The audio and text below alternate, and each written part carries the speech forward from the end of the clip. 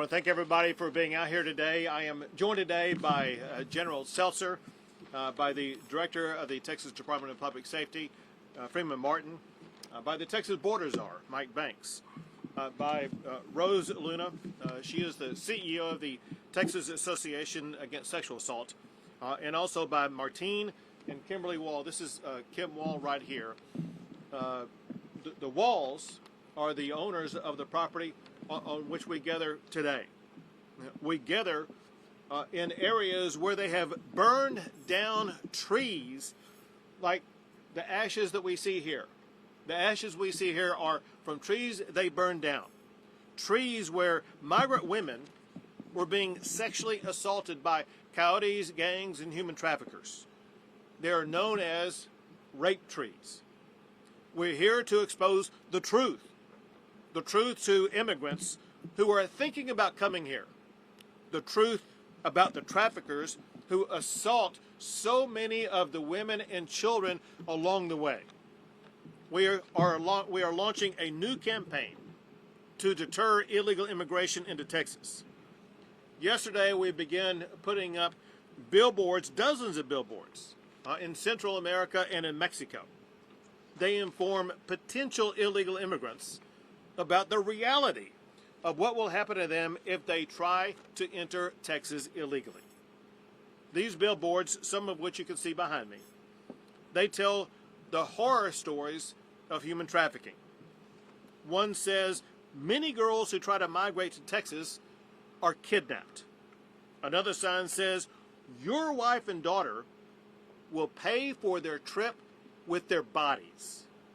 One asked families thinking about sending their kids here, how much did you pay to have your daughter raped? This is tough medicine. But we want no more rape trees in Texas. Do not make the dangerous trek to Texas. For migrants who are now already close to crossing the border illegally, we have billboards providing warning messages in Mexico. They are arrayed across Mexico, but especially along the northern border of Mexico, all the way from Matamoros to Juarez and many places in between. One says, stop. If you cross the border illegally into Texas, you will be jailed. Another warns, don't come to Texas illegally, you will be arrested. And know this, the Trump administration will prioritize for deportation illegal immigrants who have been arrested. To ensure that as many people as possible are aware of these warnings, these billboards are in several languages, including Spanish, Russian, Chinese, and Arabic. To keep illegal immigrants from entering into Texas, we've built walls and razor wire barriers and deployed buoys and container boxes. We've arrested thousands who got by those barriers. We will continue to aggressively arrest immigrants entering Texas illegally. We will work with the Trump administration to deport them.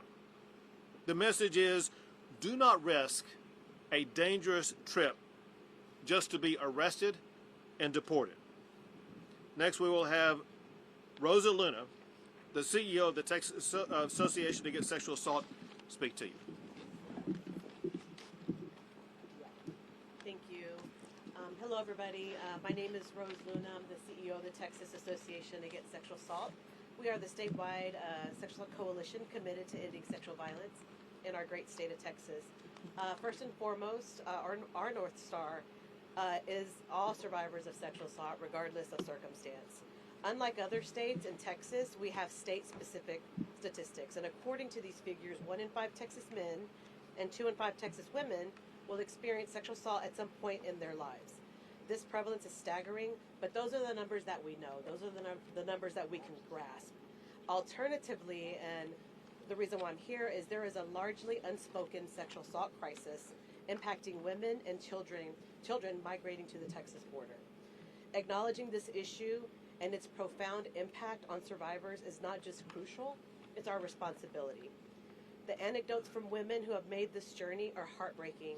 A few years ago, during a visit to an immigration facility in Williamson County, there was a long line of women that waited for me to finish my presentation so that they could share their harrowing accounts of sexual assault. It was gut-wrenching. It was heartbreaking to know that I was the first person that they felt safe enough to share their story with. It was very painful. It was very raw. One of the quotes that seared in my brain is, one of them said, the very violence they were trying to escape is the violence that they experienced on the journey here.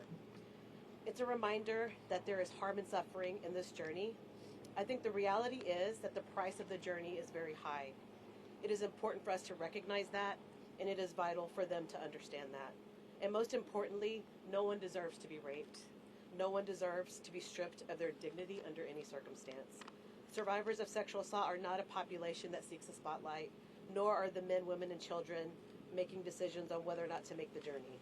We applaud the state in recognizing the silent crisis and for acknowledging and elevating this very serious yet hidden issue. Thank you so much. Thank you. Next is Kim Wall, the owner of the property on which we're located, but also a person who can share with you some harrowing stories that have occurred on this property. Hello.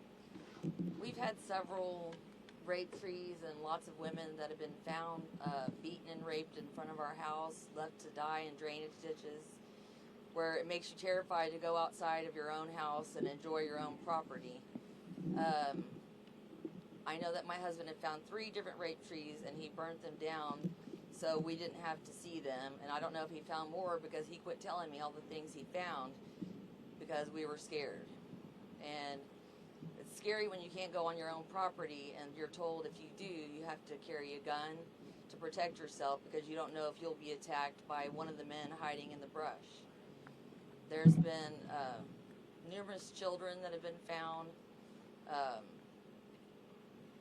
different illegals, and we found 3 people that were found murdered this last year on our property, and it's just scary. And we all want a better life for everybody. Thank you. That little girl. The little girl. Oh, the one that they found in front of the house? Yeah. She was raped by 12 different men and beaten, left to die. And we were told that we found many, many other ones. The railroad police has, and Border Patrol had also. Thank you.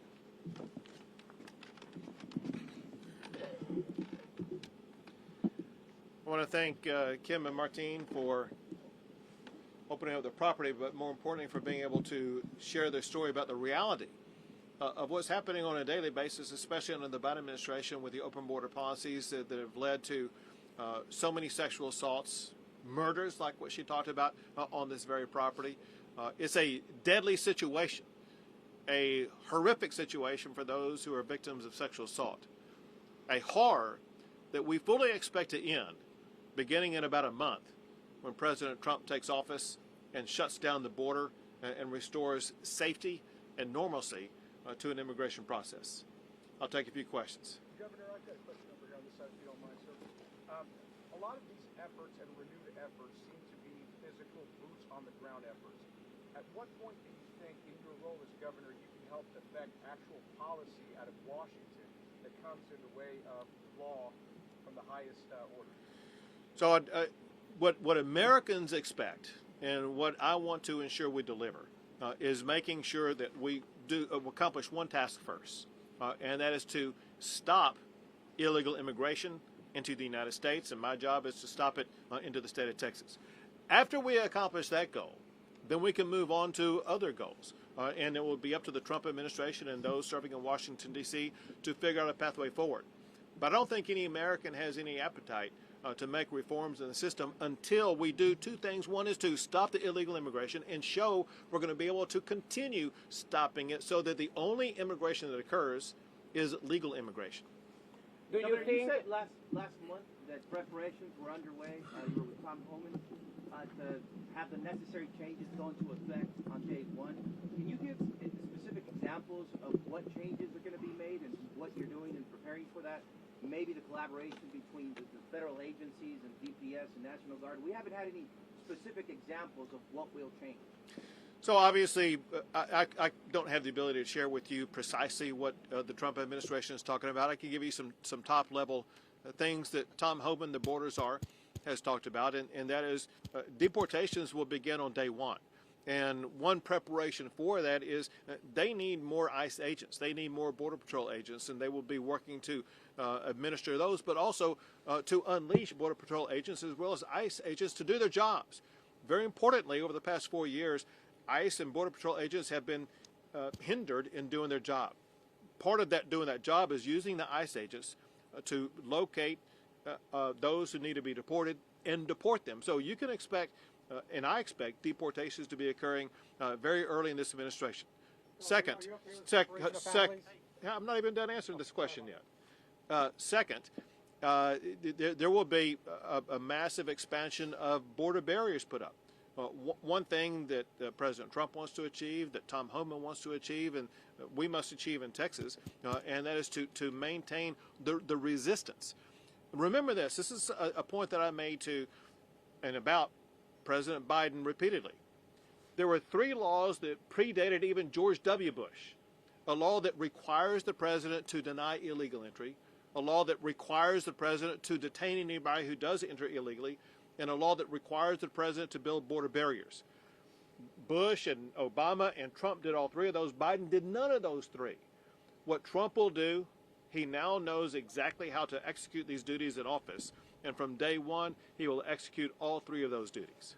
Do you think that This guy, hold a second. This guy has had a question. I'll come back to you. Family separation is okay? The guy in below, did you have a question? Same question. Say it again. Do you think the family separation is okay for the country? So I'll tell you what Tom Homan said. Tom Homan said, listen, there's no need for family separations because if there's a person in the family who is in the United States illegally, the Trump administration will deport them. And it's the family that gets to choose. The family gets to choose, are they going to remain together and all go back together? Or is the family going to make the decision that the family will have a separation of the family? That's a family choice, not a choice by the Trump administration. We've seen the deterrence that you've had in the water, billboards now, but is Texas, and are you getting the legislature and the state ready to basically almost shoulder the burden of what seems to be the deportation movement that would go through Texas? Do you think Texas is going to be carrying most of this weight? Are we going to have most of the burden of it? So Texas has, and we will continue to do whatever it takes to make sure that we gain control of the illegal immigration that's taking place in the state of Texas, and that means working hand in hand with the Trump administration to assist them in making sure that we close the border, secure the border, and aid them in the deportation process. I'm not asking you to tip your hand, but can you tell us at some of these high levels if Texas is going to be the main player in this? Because there's Democratic governors in California, in Arizona, and New Mexico, but then you come to Texas, which has the biggest border, and it's a Republican governor, which is in lockstep. Well, obviously because of the size of the state of Texas, because it's the most southern border state, we have 2/3 of the entire mileage between the United States and Mexico is the state of Texas. There's a lot of reasons why Texas will be playing a centerpiece role in closing the border and in the deportation process. However, this is not a Texas issue, and it's not even a Texas, New Mexico, Arizona, and California issue. This is an issue for all the states of the United States of America, and it's one of the reasons why Donald Trump was elected in the first place. So Donald Trump and Tom Homan and the entire Trump administration will be working in states all across the United States of America to make sure that if there are illegal immigrants being harbored anywhere, especially those who have committed a crime or pose a national security concern, those are the people that Tom Homan is going to go after first to make sure that we restore order and safety into our communities. Governor, so what is this plan that you came today to announce? Is it just to display the ads between the border, or what's the new plan? The new plan is a deterrent to people who may be on their way to come across the border. Listen, there have been many stories in things that we're monitoring where in the last month before Donald Trump becomes the president, there are many people who may make a last gasp effort to try to cross the border. And our goal right now immediately is not only to discourage them from coming, but to help them understand the consequences when they come. The consequences are the people coming here, they could be raped, they could be assaulted, they could be killed, but the consequences also are if they do make it across, they will be arrested, they will be jailed, and they will be deported. It is senseless. It is futile for people to try to continue the trek to the United States of America, and especially to the state of Texas, and enter illegally, because you will face bad consequences along the way. And our goal is to stop people in their tracks where they are right now and have them stop making any further trek toward Texas or the United States of America. We have time for two more, guys. How much does this campaign cost the state, and do you think this is an effective use of funds when it comes to tackling the border? Sure. I don't have the exact number with me. I think it's roughly about $100,000. Could be a little bit more than that. And every tool and strategy that we find and locate are effective strategies. Know what I'm about to tell you. And that is there are a lot of organizations and people who are providing a contrary narrative to what we are saying today.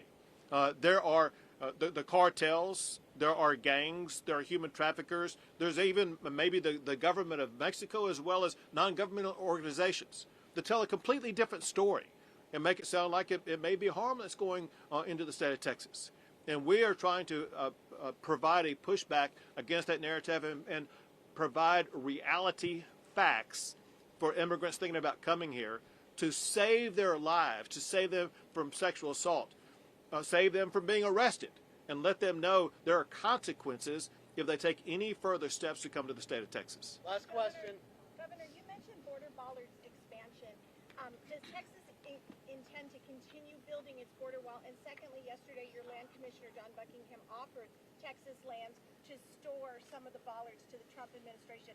Have they responded and accepted, sir?